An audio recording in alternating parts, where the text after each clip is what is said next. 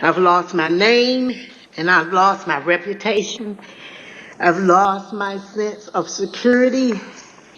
All because a group of people, starting with number 45 and his ally, Rudy Giuliani.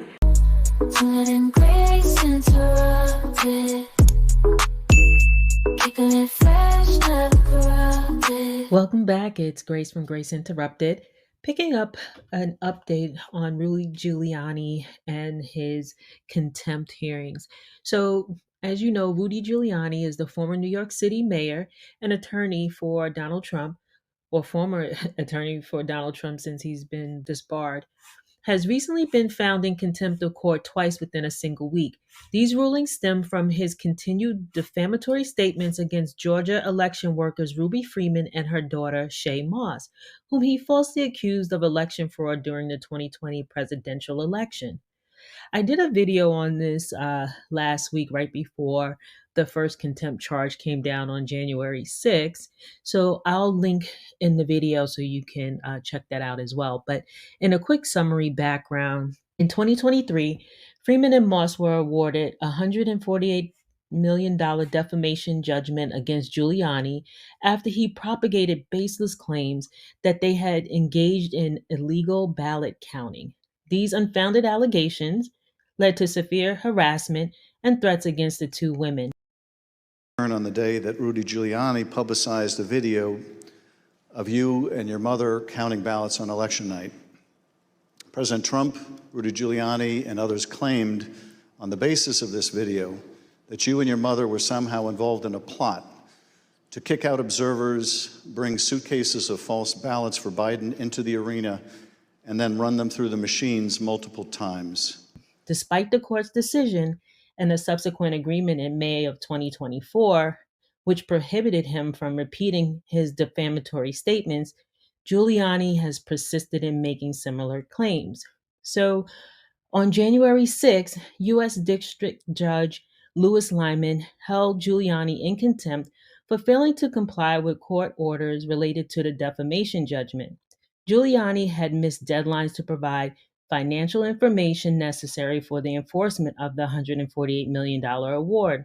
So Judge Lyman criticized Giuliani's noncompliance, comparing his tactics to a shell game, quote unquote, and expressing frustration over his excuses, which the judge found preposterous, quote unquote. On Friday, January 10th of 2025, U.S. District Judge Beryl Howell found Giuliani in contempt for a second time. This ruling was due to Giuliani's violation of the prior agreement to cease making defamatory statements against Freeman and Moss. Despite the court's clear prohibition, Giuliani continued to assert the false claims on his podcast in November of 2024, prompting the Judge Howell to question whether he would ever cease his defamatory conduct. So the reason why I harp on this is it has been proven to be a lie. And just to kind of go over some of the things that Giuliani has said, there's four in particular that I'm going to call out. So he indicated that there were suitcases of ballots. So Giuliani claimed that Freeman and Moss had been seen in surveillance footage at Atlanta State Farm Arena, secretly pulling out quote unquote suitcases full of illegal ballots and counting them multiple times. This footage was later debunked, with election officials confirming that the containers in the video were standard ballot boxes and that no improper activity occurred. 2, passing USB drives, quote unquote, like they were vials of heroin or cocaine. Giuliani accused Freeman and Moss of exchanging USB drives to tamper with voting machines. In reality, Moss stated that she had handed her mother a ginger mint during the incident in question. 3, targeting Freeman by name. Giuliani also repeatedly referred to Ruby Freeman as a professional vote scammer, and that's a direct quote. During public appearances and on his podcast, he also claimed she had a history of election fraud. And 4, Giuliani included these false claims in testimony to Georgia lawmakers, presenting edited surveillance footage. So the impact of Giuliani's statements led to severe harassment and threats against Freeman and Moss. Ruby Freeman in particular described being forced to leave her home for safety due to the deluge of threats. Both women testified before the January 6th committee, recounting the emotional and physical toll the baseless allegations had on their life. So, what are the consequences and next steps? So, the contempt rulings against Giuliani carry significant implications. Judge Howell has indicated that continued violations could result in civil fines or even jail time. Additionally, Giuliani's persistent noncompliance may lead to further legal penalties, including the potential forfeiture of assets to satisfy the defamation judgment. And that's where you kind of get into his New York City dwelling, as well as potential Florida dwelling as well.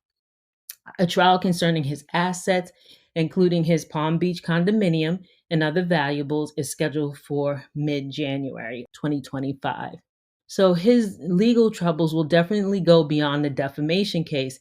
He also faces multiple criminal charges related to his efforts to overturn the 2020 election results, including indictments in Georgia and Arizona. These ongoing legal challenges compound the difficulties he faces in the defamation proceedings. So, in conclusion, Rudy Giuliani's recent contempt charges underscore the judiciary's commitment to enforcing court orders and upholding the rights of individuals harmed by defamatory statements. As Giuliani continues to navigate these legal challenges, the courts are poised to impose increasingly severe penalties should he fail to comply with their directives. So, what are your thoughts on this? Do you think eventually Giuliani will get hit with court time? Do you think that he will turn over the assets to help meet that $148 million judgment? Drop down in the comments and let me know your thoughts. Talk to you later. Bye.